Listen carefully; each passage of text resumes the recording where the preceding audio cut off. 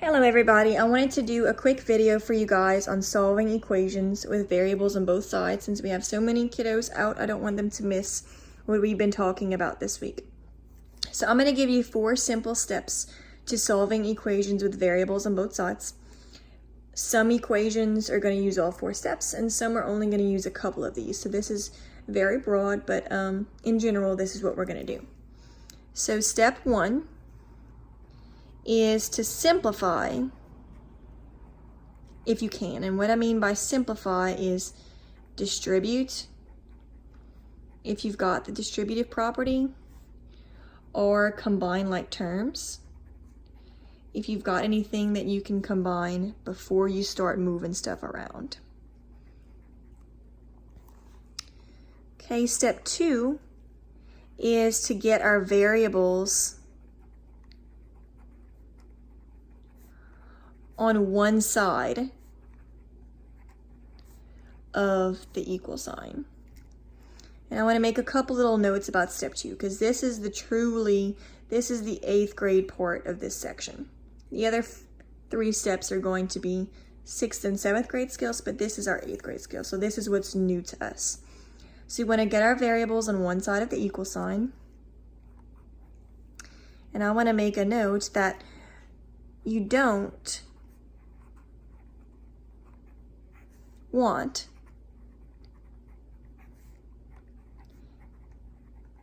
to have nothing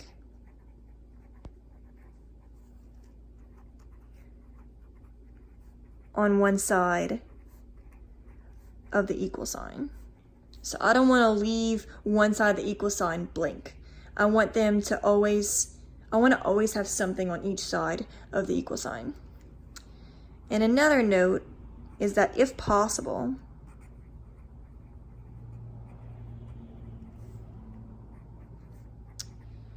I want my coefficient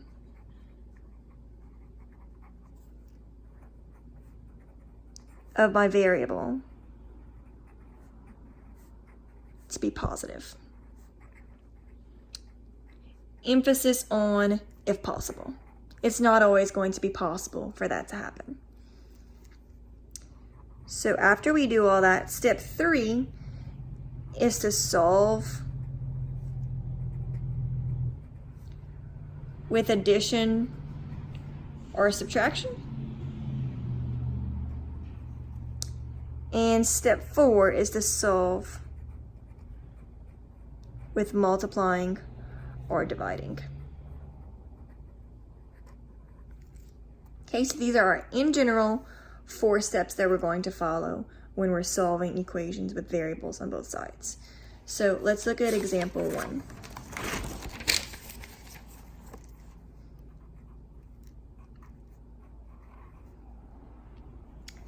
And example 1 is 15 minus 2x is equal to a negative 7x. And we're going to go through our 4 steps.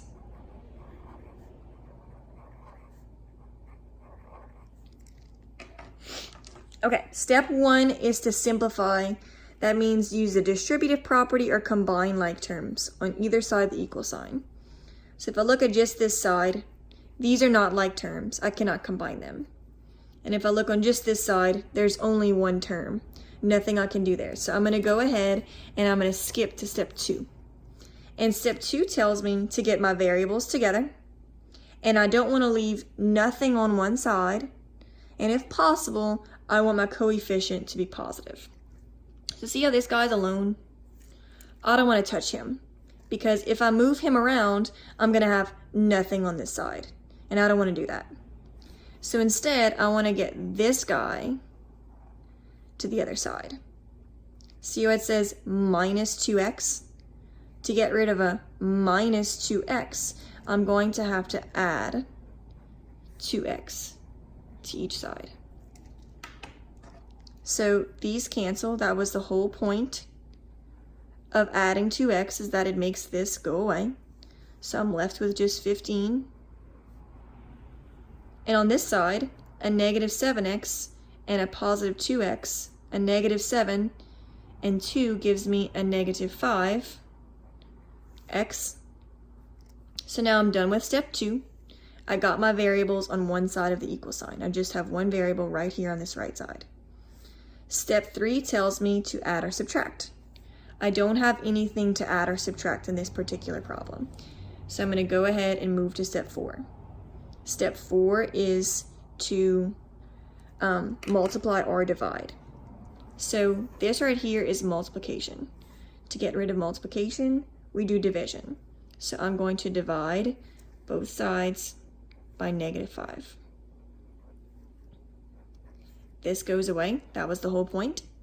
So I just have x, and 15 divided by -5 is a -3.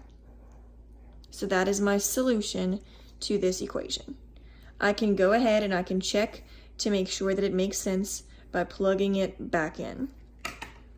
So I'm just going to rewrite this, and I'm going to plug in -3 when I get to my x's. So I'm going to say 15 minus 2 times -3 is equal to a -7 times -3.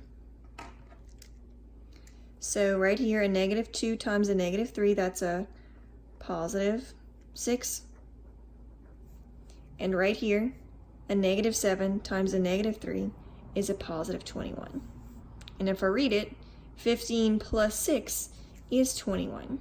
So that means my solution of -3 made sense when I plugged it back in.